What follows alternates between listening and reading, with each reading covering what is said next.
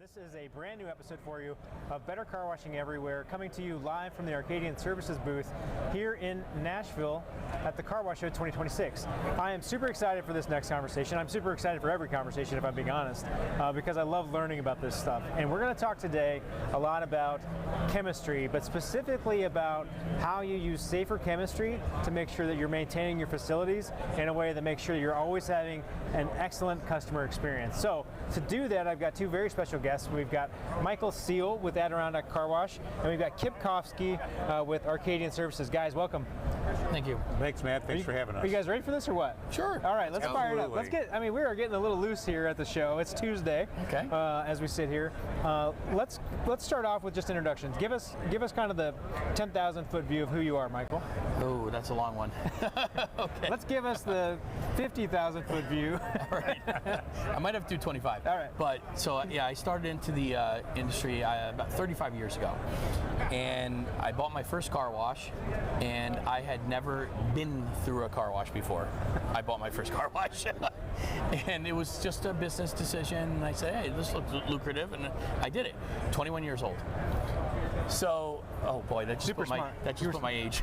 No, that was like last week. You're good. Thank you.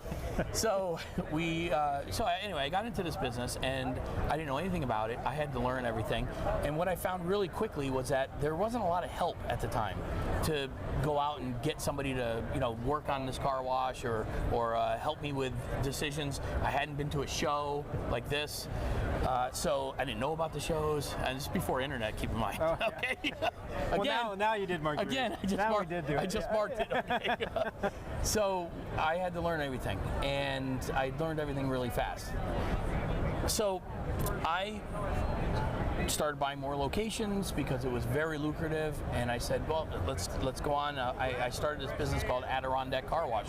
So we're in the park. It's a 6 million acre park. So it's a little one. Little one. It's actually the largest park in the United States. That's not a national park, but so I wanted to franchise, and I wanted to put Adirondack Car Wash in every small town in the Adirondacks. Mm-hmm. So good idea. Started out good. I got up to 12 locations, and I said, wow, they're doing so well. I can't sell these things. So I kept them all. So I kept doing that. And anyway, that moved me into I wanted to become a distributor for the sole purpose of getting a discount on all these units that I'm buying. I had no interest in selling car washes. So I got into the distributorship. So keep in mind, I got into it because I wanted them for me.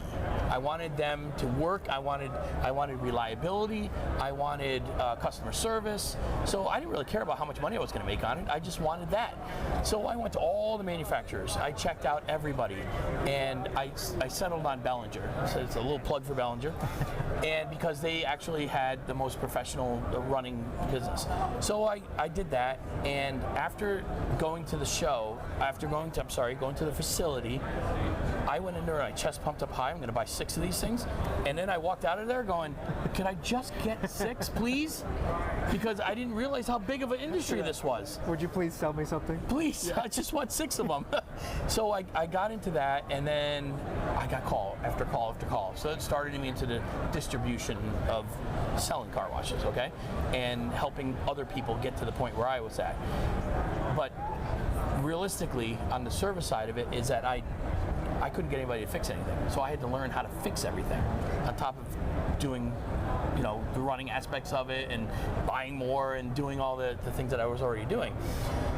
So it was shortly after that I was dealing with a guy that sold me all my products. And it was Zep, actually, okay? So use that name. They got bought out by, actually it was Ecolab that bought them out, right? Right, yeah, back then, yeah. Right, Ecolab bought out, no, Zep bought out Ecolab, I don't know, whichever way it went. They came together. Yes. And the service plunged, okay? So I said, I don't like this anymore. I don't like having a product company that doesn't help me, that doesn't service me. So I started, now I'm into the shows. I start going to those shows, from year after year after year, and that's how the relationship came in with Kip. So I sometimes go out and I ask people, simple questions, and I don't want a salesman. I don't want to talk to a salesman. I want to talk to somebody who's real, that says, I want to supply you. I don't want to sell to you. And that was the relationship that I found with Kip. And believe me, there's probably 100 of them here. And he had the right answers. So not only that, but I remember when I get started, I said one of the objects that I had was I did a special that it was a snowbird special. I wanted to catch everybody coming back from Florida. I'm in New York. So I wanted to catch everybody coming back from Florida, and what I learned was a big mistake. Big mistake I did that because all the different dirt and bugs that came from Florida all the way through all the states was not, my product didn't take it off. Yeah. So I asked him, I said, what do you do? He says, you have to have the right product to take off that dirt. Like Arizona clay would be, the red clay, they have special products that take that off. There's a thing that does that. It's not going to do anything for me, but it's going to do great for them. So we got started, and I remember started into the industry and started into his chemistry, and we put in a product and it wasn't sudsing up. Okay. And I called Kip and I said, hey, it just doesn't look good. It's cleaning good, but I need a show. So he said, oh, don't worry about it. We'll add some foam surfactant. And he did. Special for me, for my location, and it was wonderful. And I said, and it did, and it worked. So I was sold, and then I started, going into more of his products, and he grew, and getting into more, even during the pandemic, he was a huge supplier for the hand sanitizer. Yeah. And disinfectants too. Disinfectants and whatnot. So yeah, it was a great relationship, and it's been growing ever since. That's amazing. I mean, what a track to follow as you've kind of gone on that journey. And I think what I heard there that was really interesting was, you found Bellinger early on, and you were like, man, this is the group I want to be with. I love it. And you went in big, and you just wanted that really personal connection. You're like, oh shoot, this is a little bigger than I thought it was. But you still had a good relationship. And then as you move through with the chemistry supplier, it was the same thing. You're looking for somebody that you can build a relationship with, that you can trust, and that can help you grow your business in ways that's good for everybody. Yeah. Right? Yeah. I love it. Love it. Kip, those of us in your booth right now know exactly who you are, but not everybody maybe knows your story and how you got into car washing and how you ended up owning Arcadian Services. Can you kind of just give us the elevator version? Sure. I mean, I purchased Arcadian back in January of 2014. Wasn't in the car wash business, always been in the chemical business my entire career. I worked for a large multinational German-based company for the 25 years before that. Ran a lot of their businesses in many places throughout the world, and decided that, it was time for me to just be off on my own. Search for companies to purchase. My wife actually found Arcadian for sale on the internet, of all things.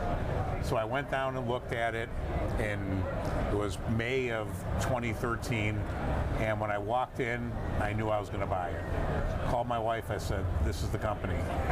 So I didn't know much about the car wash industry, but I knew there was a lot of similarities to what I was doing, because we made a lot of industrial cleaners as well in my previous company, and we had to do a lot with, paint compatibility and metal compatibility and all that kind of thing.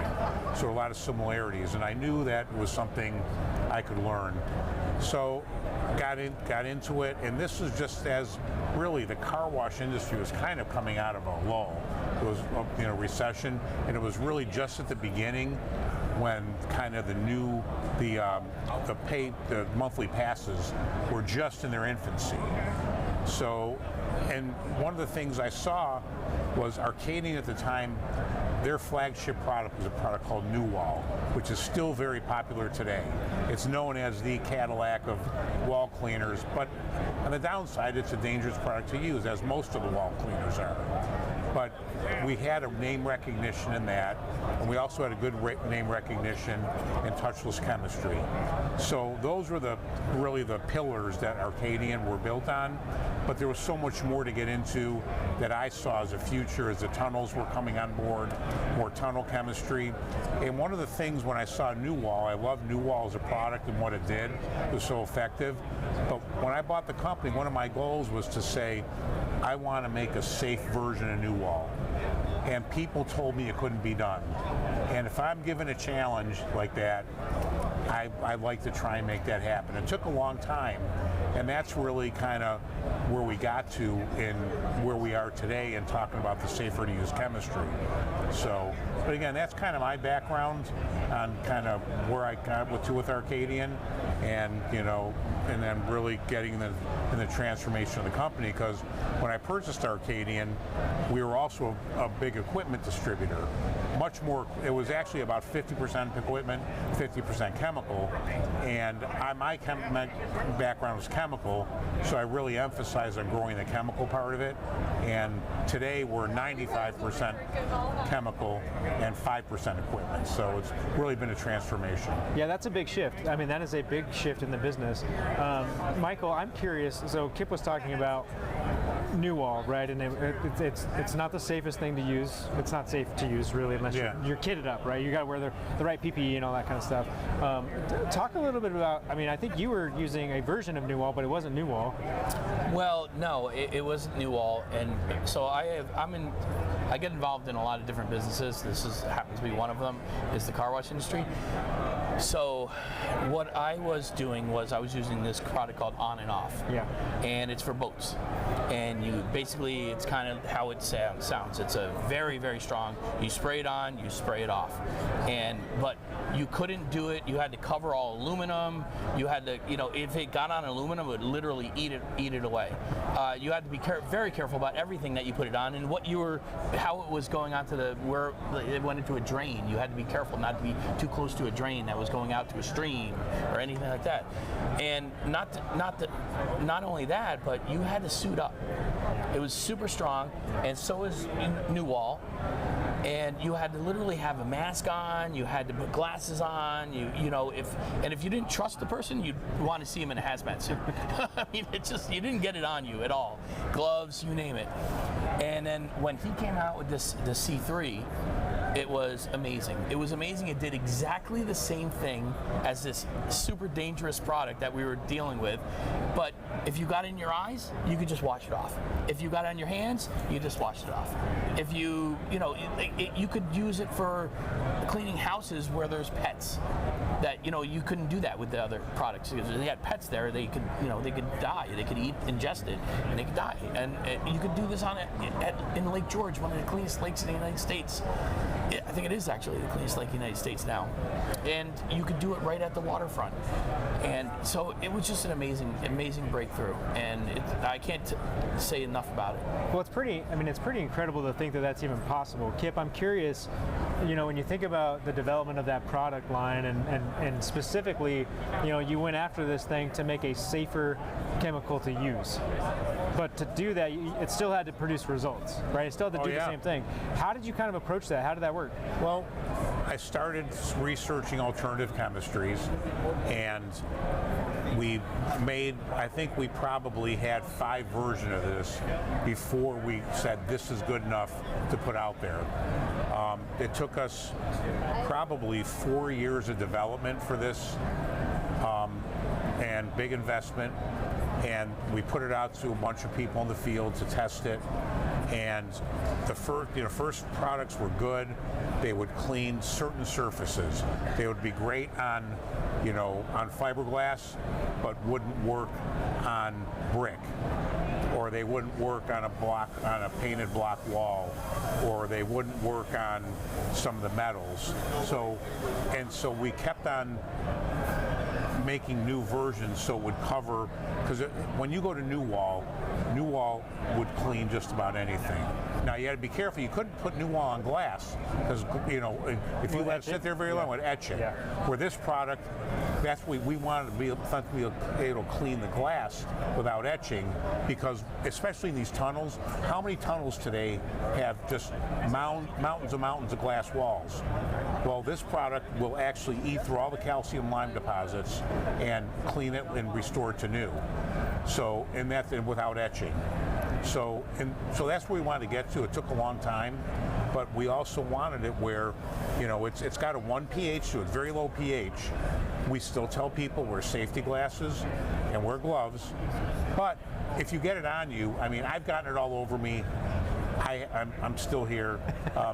It doesn't even turn my skin red. If somebody has, a skin allergy or something, it can give them a rash, but we've had no injuries. I could tell you some of the top tunnel operators in the U.S., they've reported since they've been using C3, they haven't had one lost time injury or one workers' comp claim since they've gone to this. And before, when they were using the heavy acid-based cleaners, that they were having a lot of occurrences.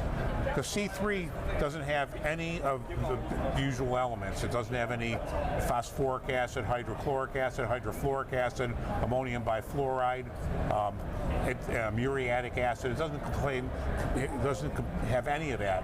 A lot of people go to Home Depot and get muriatic acid to clean. Then they get hurt or it damages something. Again, this is free of all that. So, and that's the difference, and that's what that's what we're proud of, and then the results speak for themselves. So, well, and I think I don't know if it was C3 or if it was the C14 stuff, but last year when we were in the booth, I know David did a demo where he poured it all over his arm, and I was a little bit afraid for him in that moment. Well, that's even our newer product, C14, and he's still doing it here in the booth today. And he's still with us.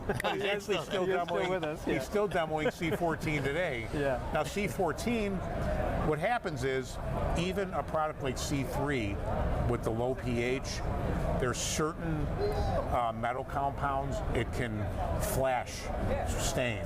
You gotta be very careful. Most of them it won't, depends on the element of it. So what we did after operators came back to us, they said, well, some of these arches we can't clean with the C3 or any other acid. What do you have? So we developed the C14, which is on the opposite end of the scale. It's an alkaline cleaner and degreaser. It's skin safe and metal safe. Totally non-corrosive, and if anybody wants to see it, we can show you. David will spray it all over them, but we can show you with metal coupons we can put inside a competitive product, ours, same pH, and our C14. It'll eat that panel in their competitive 13 pH product. C14 does nothing to it. So that's, again, totally skin safe, metal safe, and that's been a real revelation. Again, a lot of tunnel operators using it to clean all their metal surfaces, and it really does a great job on any greasy or surfaces. End of the tunnel, if you've got your tire shine applicator that gets all that silicone and everything on it, it'll clean all that up, it'll clean the concrete, so all that kind of stuff. So, and again, it's on the total opposite end of the pH scale, so we cover both. David's not sitting at this table to be able to defend himself here, but I don't think that he probably signed up for pouring chemistry all over himself when he took the job. Well, but that was his idea. That's true. Do. That's fair. That's fair. So I guess maybe he did sign up for it. Yeah, but we actually, when we demo it here, he actually put the pH probe in the solution to show people that this is a 13.5 pH, and then he pours it on himself. Yeah, which is it. Yeah, it's an excellent demo. Yeah, it's terrifying in the first moments, and you're like, oh, we're all good. This is good. I want to back up a little bit. So we jumped right into kind of product specifics, but I want to talk to you, Michael, a little bit about the theory of it, right? Like why does this matter? Why do we need safer chemistry? Why do we even need to bother maintaining facilities? It sounds like a dumb question. It's not dumb. No, it's not. And one of the things that I have a lot of meetings with my employees, and monthly meetings between different businesses, but they all relate back to the same one common denominator, and it has a lot to do with safety. Okay, so employee safety, and it comes down to, like, I own hotels, and we talk about MSDS sheets, just like we have MSDS sheets, which material safety data sheets, that are so important to know, because you don't have most people have no idea what to do. Like, just for an example, if somebody was to eat or drink an acid, you would not want to drink water afterwards. Now that's going to spread it all through your system. So you need to have a general idea of what to do. So I start out with this fire extinguishers. How many people that don't know how to use a fire extinguisher? You'd be amazed. Okay, pull the pin first. Okay, so. So I would give him examples of how this could happen, how quickly this could happen. So that one of the things I use is like never put anything in an unmarked bottle. Like we had one time I had a pool, health department came and they said you need to put more chlorine in the pool. Now chlorine in a pool is different than chlorine that you'd see in bleach. It's much stronger. So I poured it into a Mountain Dew bottle, and I brought the Mountain Dew bottle up and I poured it into the pool because I wanted to jump the number really quickly, right? Shock it up. And then I brought it back down. I didn't use all of it, and I brought it back down and I put it down. Now I use the example: the pool guy comes in, and he walks in with a Mountain Dew bottle. He's drinking it, and he sets it down on the other side of the building. And now he walks out and he goes, "Oh, that's my Mountain Dew." And before you know it, he's got 3 glugs down. Before he even tastes that it's actually chlorine, and that's how quickly something like that can happen. So safety is huge, and this is one of the other things I say. You guys love me, I love you, I'm a great boss, you're great employees, but when it comes down to you lost a leg or you lost an eyeball, I said, the only reason you're gonna know my name is on the lawsuit. Michael Seal. And that's it. So, and I know that, and I'm okay with that, but I also know that we can avoid that whole situation and using products like this instead of products like that. Yeah, it's a big piece. It's a big piece. But I mean, at the end of the day, it has to produce results, and that's the difference, right? You're able to use, there's a line you walk between safe chemistry and chemistry that works, and when you don't have to worry about using unsafe products to still get really great results to maintain an excellent facility, that feels like a game changer to me. It is. Why wash your brushes? Why wash the walls? Why? They're just going to get dirty again, Michael. You want a clean facility, and I said this, and I use this in my meetings. Now, I'm not into gas business, but I would say, now this, it's a bad example. It's a bad example because this company's out of business now, but Hess, you remember Hess? Oh, yeah. Okay. So I would drive out of my way to go to the Hess station, and right across the street would be cheaper version gas, okay? Small station, they would be 10 cents, sometimes 10 cents cheaper in the gas and the fuel. But I kept going to Hess, and I didn't understand it.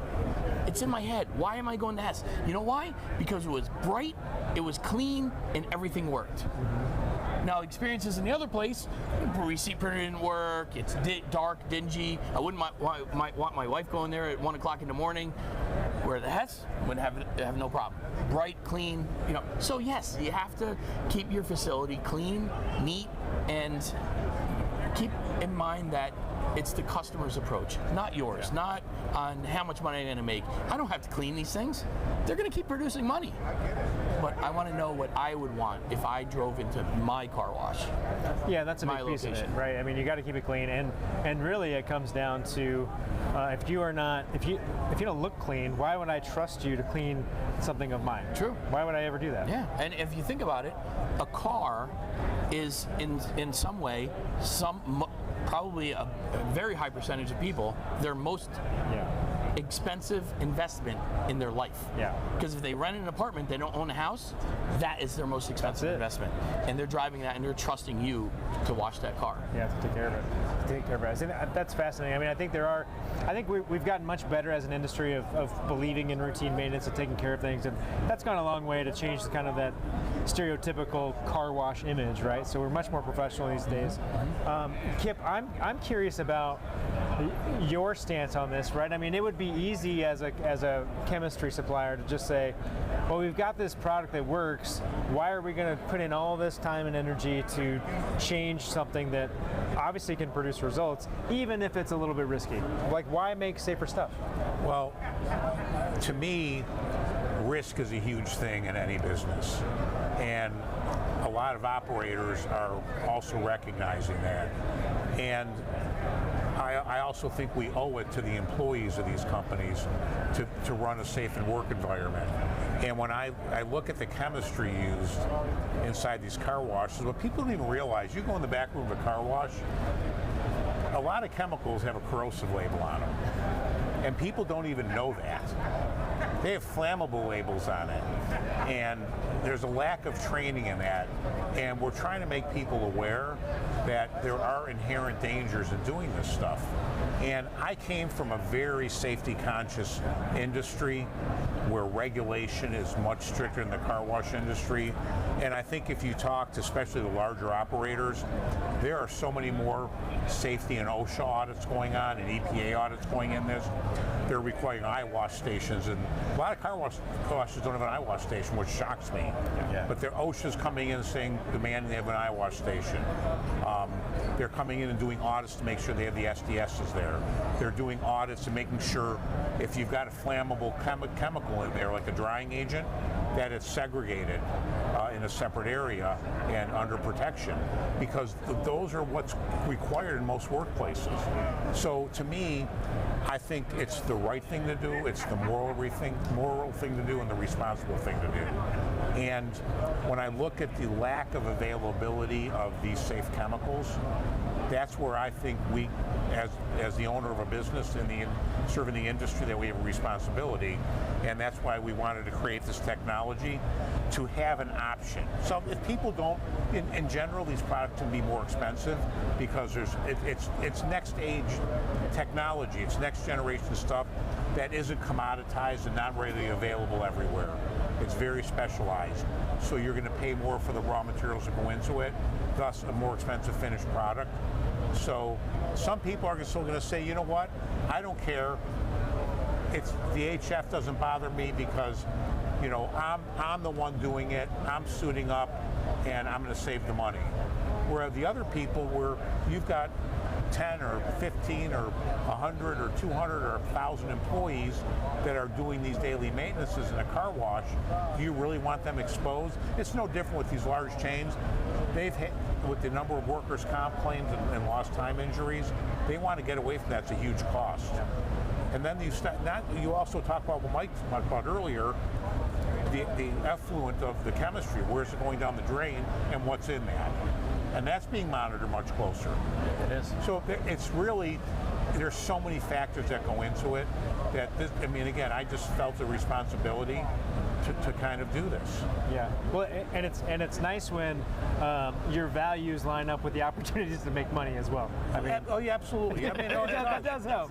Yeah. I mean, no, I'd be lying if I didn't say it was true. It is, but it's helping people. I mean, it's helping the operators. The last thing I want to do is see somebody hurt in our plant, because you have to imagine, we're dealing in my facilities where we make everything.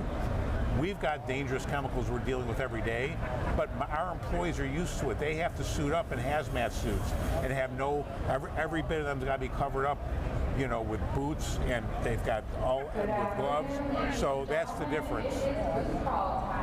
We're going to just hang on for just a moment while we have a booth crawl announcement. We don't get it. We don't get a beverage here. we are working, Michael. That's what we are doing. This happens every year. So, you know what? Makes you pay attention to it. It sure does. Normally it's just noise, white noise. Just noise. Well, so that is the booth crawl announcement. I do have just a couple more questions for you guys before we can maybe go enjoy a beverage together. The first one is, I just really want to hear from Kip. You know, I've had a chance to spend some time with you last year at the show, and then a little bit of time with you this year at the show. And one thing that always seems to come through from the people who are around you is that they really value how much you care. And I'm just kind of curious to you, if you could just share a little bit about your approach to relationships and building those relationships. Because one of the things Michael said at the very beginning was he found you, and you had the kind of relationship and the kind of answers and the kind of support that was really important to him. So can you just talk kind of about your philosophy in general?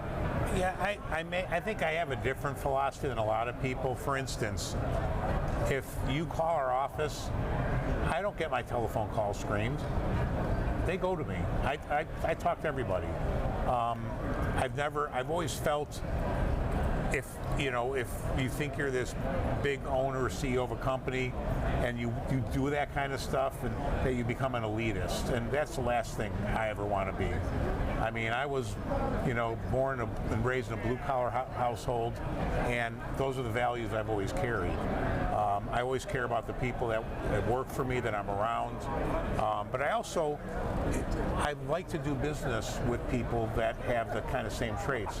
I'll tell you something about this guy. When I was down really sick, spending a lot of time in the hospital, he called me like every other day to check on me. So, which is amazing when you think about the relationship. But that's the relationship I have with, a lot of the people we deal with. Yeah, it goes much deper than transactional. It is. It's definitely not transactional. So, it becomes a personal bond, and I think that's a big part of it. So, and I think part of that also led to one of the other products we didn't even talk about yet. Wrap Renew is another safer chemistry product. You talk about that product. We got that from input from people in the field. They said, Kip, we can't clean this stuff. The foam wraps and emitters and the cloth. You need something. We need some in this industry to clean this stuff. So we took that under our wings, and this was a team effort. We had not only David, our chemist, developing this, but we had Alex, who's in charge of repairs and maintenance and does all our installs and technical stuff. He actually was intimately involved in all the field testing of this, and he came back after testing this in the field and told David what it did and what it didn't do and what we needed to do to fix it. Yeah, that's great. Are you using Wrap Renew? I am. You are. Yes. So I've seen the videos of the thing, and I think after this episode we're gonna get to do a little bit of a demo of it. But can you just talk about this product, because Sure. it's pretty amazing. I did, and no matter what product it is, you have to use it the proper way. Yeah. And when I first tried this product, I sent my guys out into the tunnel and they said, hey, this is going to work on these brushes and clean them, and then you spray, you put it on there and we'll take it off. And I told them exactly what to do, but they didn't do exactly what I told them to do. They went and they sprayed it on, and literally the other guy had the spray gun right behind him, and he's right behind him spraying it off. So he's spraying it on, he's spraying it off. So they came back to me and they said, it didn't work. Well, not so much it didn't work. He said, we're done. So I went back out and I looked and I said, well, it didn't work. It's not a good product. And then I said, well, how did you do it? And they told me.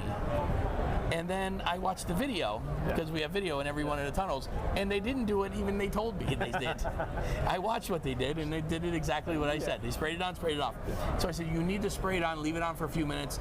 Everybody knows this, dwell time is important, no matter what it is. If you were to take a white shirt, and you wanted to, had a stain on it, and you took some bleach and water, and you dipped it in, pulled it back out, it's not going to do anything. It's still going to be there. Yeah. You got to leave it in there for a certain amount of time. And it's designated. It says how long it's supposed to be on there, and he says how long it's supposed to be on there. So I had him do the entire job again, and it came out wonderful. Yeah. And I have pictures of it. I showed him that it was amazing. Yeah, I mean, it takes brushes that look black and restores them to looking like new. Yes. That's the whole thing. Wrap, renew. Wrap, renew. That's it. Yeah. That's amazing. And a lot of people just change. They buy new brushes. Right. That's what they do. Right. They don't clean them. They'd say, well, this is past the point. And I can never save those. I can never save those. It's not going to come out. But you think about that for a minute. So you're getting your car washed with dirty brushes. Yeah, every time. I mean, but think about that for a minute. So it solves a big problem and a big need in the industry. And again, this is also another safe product. It's a 10.5 pH. You get all over, you're not going to get hurt. Yeah. I still tell people, wear gloves and safety glass with any chemical you're going to use. But at the end of the day, this is where we really have been making the investments to have safer products so people don't get hurt. Yeah, I've got one last question for you guys, and this one's pretty easy, I think. I just want to know, what's one thing that we can be doing today that's going to make us better tomorrow? And this can be a thing from personal life. This could be car wash related. Wide open, world is your oyster. One thing we can do today to make us better tomorrow. I mean, number one is treat everybody how you want to be treated. Yeah. I mean, that's number one in my book. I mean, I don't care what level you are, from the poorest of the poor to the richest of the rich. I treat them all exactly the same. Yeah. I don't bow down to somebody that's super rich, and I don't treat somebody that's super poor, that's, like in any different way. So it's respect. It's just general respect. And you have to have that. If you don't have that, I don't know where you're going. Well, you're not going to have many friends. Well, no, you can have friends. Not good ones. You can have friends, Yeah. but it's not going to be true friends. That's right. That's know? right. That's right. They're not going to call you when Yeah. you're in the hospital. Right. I mean, they're not going to do that. Kip, how about you? One thing we can do today that's going to make us better. A lot of it would have been exactly what he said. I mean, I will tell you, just treating people and being treated with respect. I mean, it's the same way. I mean, he's dealing with hotel people. I mean, just all over the place. And I'm dealing, even in my factory. I mean, I don't care who it is in my company. I run an open door policy. If you're blending products or you're running a forklift or you're packaging, anybody in my company can walk my office any time of day and sit and talk to me. Yep. I have total open door policy. And I think that's so important as, just an owner of a company, or really just anybody that if you're working in a company, to me, I just think if you start shielding yourself from people, it's a problem. And I just think, and I also think doing things morally and responsibly and doing the right thing. It's just a huge part of it. And, and I think everybody gets so lost in the moment, and then you can't see through the forest through the trees, and it's really hard sometimes to get through all that. Yeah, I think that's great advice, Kip. I mean, you're right. Sometimes we are so in the day-to-day that we forget to step back and say, well, hold on a minute. Let's just be kind to everybody. Let's treat people the way we want to be treated. And at the end of the day, that's good for everybody. That's good. Yeah. That's good for them. That's good for you, because you feel better if you're being kind to people and not being in an angry, grumpy mood. So I think that's really great. I just want to say thank you so much for spending some time here in the booth with me and recording this episode of the podcast. So thanks for sharing some of your story. Matt, thanks for everything you do as well. You are so good for the industry. I just really appreciate it. And it kind of drives the point home, a lot of people don't really get it. Until you actually talk about it and bring up these points, people don't get it. People aren't told. People aren't upfront with it. And that's why I do the meetings. Yeah. Just like you're doing the podcast. It's the reason for it. And it's very helpful. Well, I appreciate that, guys. I am not very good at taking compliments, so we're going to jump out of that and go right into just a thank you to everybody for tuning in. We are live here in the Arcadian Services booth at the Car Wash Show 2026 in Nashville. I'm Matt DeWolf, host of Better Car Washing Everywhere. You can catch us wherever you are catching your podcast content. We are going to close out right now. We may come back if we can move all of our gear to the other side of the booth. We're going to try to get you guys a little bonus demo of the Wrap Renew we were just talking about. Otherwise, when you're out there, there's only one thing you got to do. I'm bringing this back. Keep it clean. Nice.